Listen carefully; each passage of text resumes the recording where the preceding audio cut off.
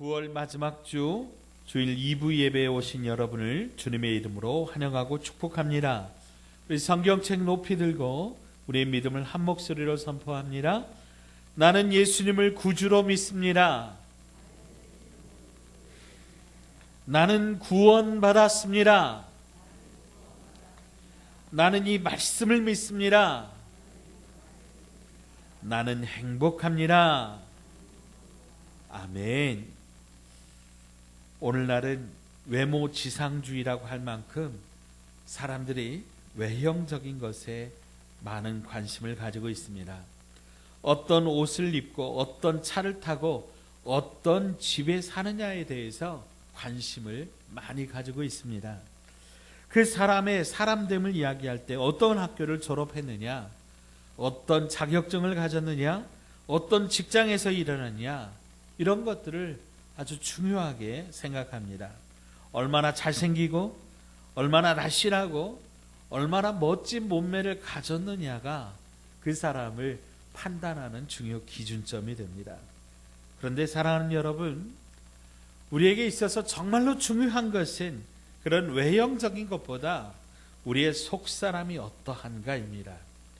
어떤 외형적인 조건을 갖추고 사느냐보다 거기에 살고 있는 인간 자체가 중요하다라고 하는 거죠. 그 사람됨의 마음, 그 사람의 마음 중심, 또 그 사람의 영혼이 어떤 상태인가가 정말로 중요한 겁니다. 아무리 좋은 조건을 가졌다고 해도 그 사람의 마음, 그 중심이 악하면 그 좋은 조건들은 아무것도 아닙니다. 또 아무리 좋은 마음씨를 지녔다고 할지라도 그 사람의 영혼이 거듭나지 않았다고 하면 그 사람은 죽은 사람이요 소망이 없는 사람입니다. 그래서 우리는 먼저 우리의 영혼이 거듭나야 합니다. 그리고 거듭난 그 영혼을 가진 사람답게 우리의 아름다운 덕목들을 우리가 갖추어야 합니다. 그래서 오늘 그런 의미에서 우리는 우리 그리스도인들이 어떤 존재인지, 또 우리 그리스도인들은 무엇을 지니고 있어야 되는지 오늘 함께 말씀을 살펴서 그것을 함께 소유할 수 있는 저와 여러분 되시기를 축원드립니다. 아멘. 골로새서 3장은요 특별히 우리 그리스도인들의 신분에 대하여 자세하게 말씀하고 있습니다. 먼저 1절을 보시면요, 그러므로 너희가 그리스도와 함께 다시 살리심을 받았으면 위의 것을 찾으라. 거기는 그리스도께서 하나님 우편에 앉아 계시느니라 말씀합니다. 우리는 그리스도와 함께 다시 살리심을 받은 존재라고 하는 거지요. 또 10절에는요 새 사람을 입었으니 이는 자기를 창조하신 이의 형상을 따라 지식에까지 새롭게 하심을 입은 자니라. 아멘. 10절에는 우리 성도들을 새 사람이라고 그렇게 말하고 있어요.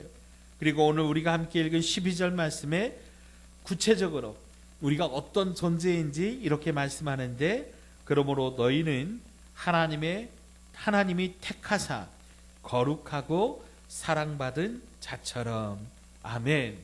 자, 여기 보면 우리 그리스도인을 어떤 사람이라고 말하고 있냐면, 첫째 하나님이 택하신 사람, 두 번째 거룩한 사람, 세 번째 사랑받는 자들이라고 말씀합니다. 자, 한번 따라서 한번 해보십시다. 나는 하나님께서 택하신 사람입니다. 나는 거룩한 사람입니다. 나는 하나님의 사랑을 받는 사람입니다. 아멘. 아멘. 여러분, 이 세 가지가 우리의 이름표입니다. 우리가 어떤 사람인지를 보여주는 그런 이름입니다. 저는 특별히 하나님께서 우리를 사랑하셨다고 하는 말씀 중에 가장 듣기 좋은 말씀이 선택하셨다라고 하는 말씀이에요. 하나님께서 나를 선택하셨다고 하는 말씀처럼 참 귀한 말씀이 없는 것 같습니다. 돈 많고 똑똑하고 능력 있는 사람들은 이 선택이란 말에 별로 감동을 받지 못할 거예요. 그러나 저같이 참 부족하고 못나고 참 정말 약점이 많은 사람은 하나님께서 나를 선택하셔서 나 같은 사람도 하나님의 자녀로 불러주시고 특별히 이렇게 귀한 목회자의 직분을 감당케 하셨다고 하는 게 하나님의 선택이 아니면 안 된다고 하는 것, 저는 그것이 너무나도 크고 은혜가 됩니다.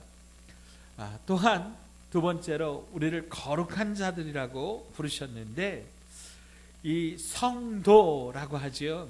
우리를 성도라고 하는데 거룩할 성 무리도입니다. 거룩한 무리들이라고 하는 말이에요. 교회는 곧 거룩한 사람들이 모이는 곳입니다. 교회당이 크고 아름답다고 그것을 교회라고 하는 것이 아니라 하나님이 부르시고 택하셔서 세상 사람들과 구별하셔서 너희들은 거룩한 사람이야, 너희는 거룩한 나의 자녀들이야, 이렇게 부르신 것이 교회라고 하는 거예요. 세상에 많은 모임들이 있어요. 동창회도 있고 향후회도 있고 팬클럽도 있고 동호회도 있어요. 그러나 그런 모임들은 그냥 같이 학교 다니고 같은 고향에서 태어나고 같은 취미를 가지고 그런 이유로 함께 모여서 즐기는 것이죠. 그러나 그것들과 원초적으로 근본적으로 교회가 다른 것은 우리는 거룩한 모임이라고 하는 거예요. 아주 특별한 하나님의 사람들이 특별한 목적을 가지고 영혼의 운명을 같이 하면서 함께 모여있는 거룩한 믿음의 공동체가 바로 우리들이다라고 하는 것이죠. 그래서 여러분, 우리는 성도라고 불러요. 우리는 거룩한 사람들이에요. 자, 앞뒤 좌우 믿음의 가족들에게 당신은 거룩한 사람입니다. 축복해 주세요. 아멘. 아멘. 예, 그렇습니다. 우리는 거룩한 사람으로 하나님이 부르셔서 우리를 거룩하게 만들어 주셨다고 하는 거예요. 자, 세 번째는 우리는 하나님의 사랑을 받는 존재라고 하는 거예요. 당신은 사랑받기 위해 태어난 사람이라고 하는 찬양이 있지요. 이 찬양을 예수 믿는 사람뿐만 아니라 예수님을 믿지 않는 사람들도 다 좋아해요. 왜요? 자기가 사랑을 받고 있다고 하는 것, 그게 너무나 좋기 때문에. 그런데요, 여러분, 여기서 우리는 한 걸음 더 나아가야 돼요. 우리는 하나님의 사랑을 받을 뿐만 아니라 또한 이 사랑을 하도록, 사랑을 실천하도록 하나님이 저와 여러분을 택하셨다고 하는 거지요. 요한일서 4장 10절로 11절에 사랑은 여기 있으니 우리가 하나님을 사랑한 것이 아니요 하나님이 우리를 사랑하사 우리 죄를 속하기 위하여 화목제물로 그 아들을 보내셨습니다. 사랑하는 자들아, 하나님이 이같이 우리를 사랑하셨은즉 우리도 서로 사랑하는 것이 마땅하도다. 아멘.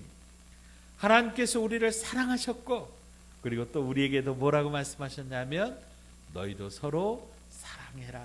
그래서 우리가 서로 사랑하는 게 마땅하다라고 하는 거예요. 자, 우리의 특별한 신분에 대해서 살펴보았습니다. 첫째, 우리는 하나님의 선택받은 사람입니다. 두 번째, 우리는 하나님께서 특별히 선택하셔서 거룩하게 하신 사람들입니다. 세 번째로, 우리는 특별한 하나님의 사랑을 받았고 그 사랑을 실천하도록 하나님께서 우리를 부르셨다라고 하는 것 잊지 마시기를 바랍니다.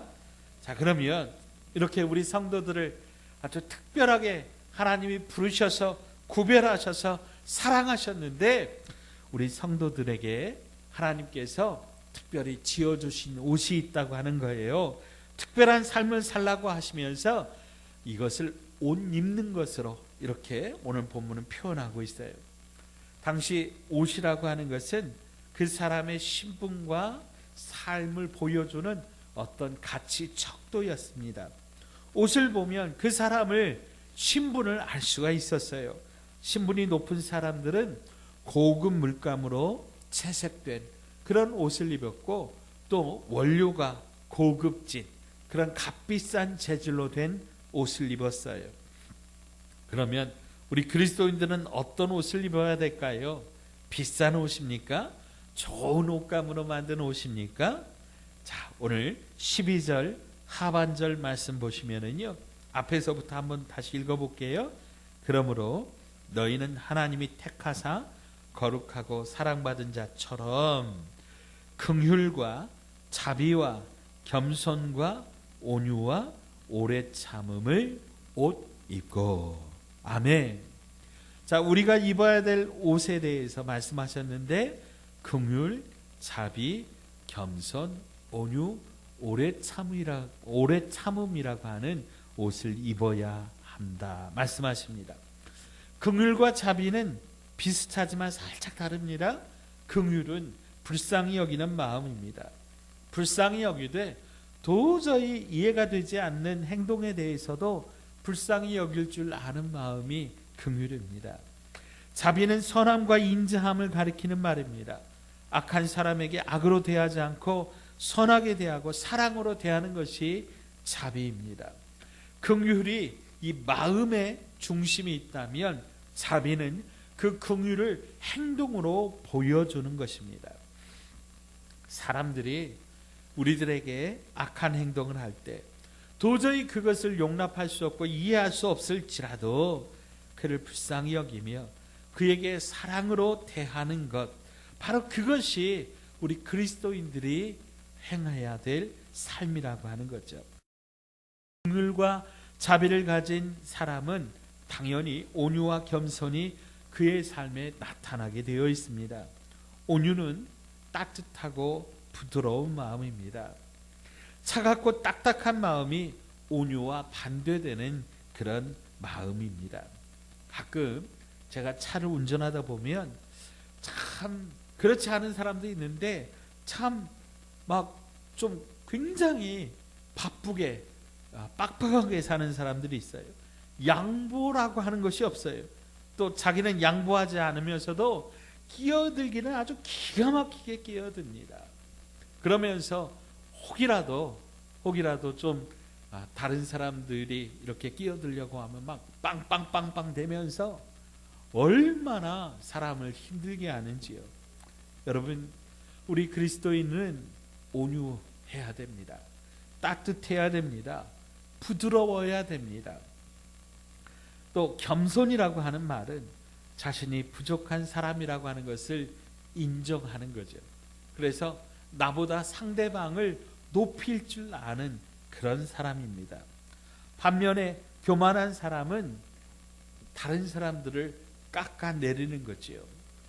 다른 사람 위에 자기를 높이는 겁니다. 세우는 겁니다. 온유, 겸손은 우리 성도들이, 우리 그리스도인들이 입어야 될 옷입니다.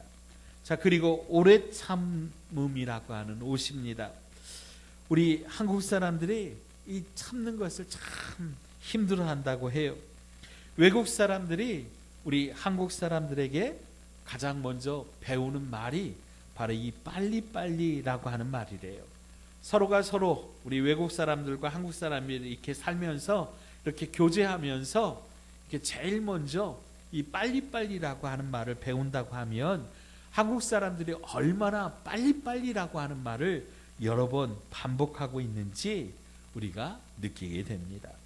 조금만 참으면 평화로울 텐데 참지 못해서 많은 사람들에게 고통을 주는 경우가 참 많습니다. 옛말에 참을인 자 셋이면 살인도 면한다, 그런 말이 있는데도 우리는 잘 참지를 못합니다. 오래전 신문에서 분노사회 앵그리 코리아라고 하는 그런 제목의 기사를 본 적이 있습니다. 아파트 위층에서 층간소음으로 시끄럽게 한다고 아래층에 사는 사람이 올라가서 그만 위층 사람을 그냥 칼로 찔러서 죽여버려요.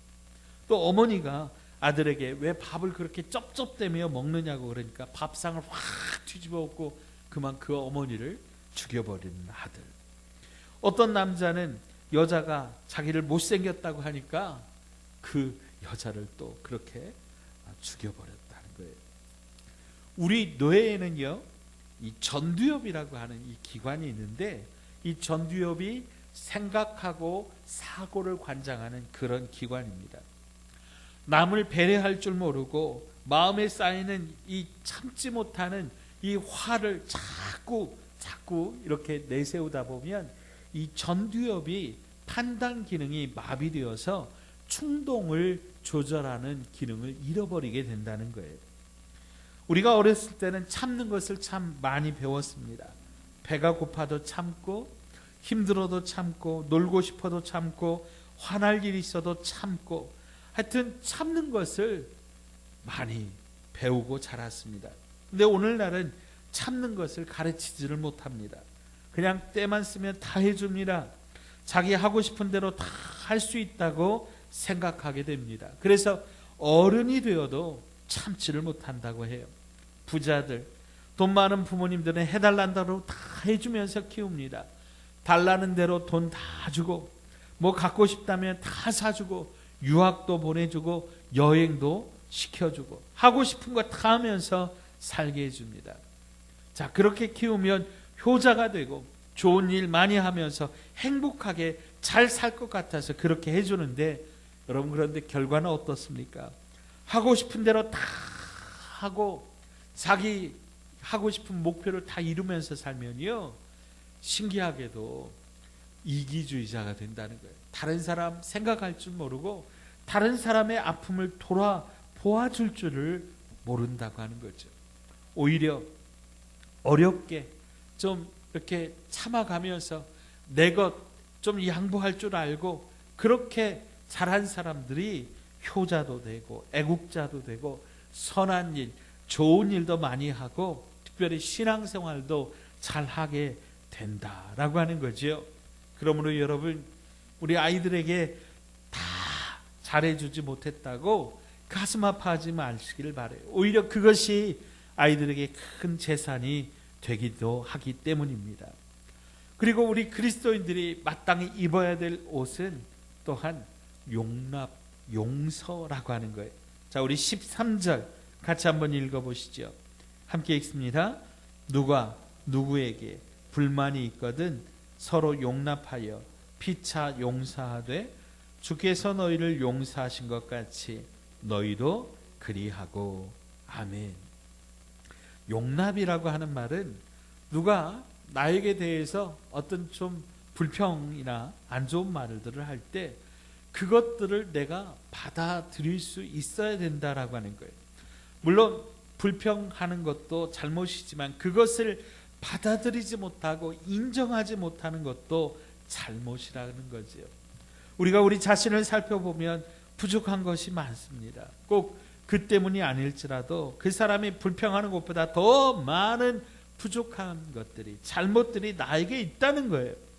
내 자신을 살펴보면 다른 사람들에게 나에게 불평, 불만을 가질 수밖에 없다는 것을 인정하고 겸손하게 받아들이는 그런 마음 자세가 우리에게 필요하다고 하는 거죠. 특별히 우리가 용납하고 용서해야 할 이유로 주께서 너희를 용서하신 것 같이 너희도 그리하고 말씀하셨습니다. 사랑하는 여러분, 예수님께서 우리를 먼저 용서하셨다고 하는 거예요.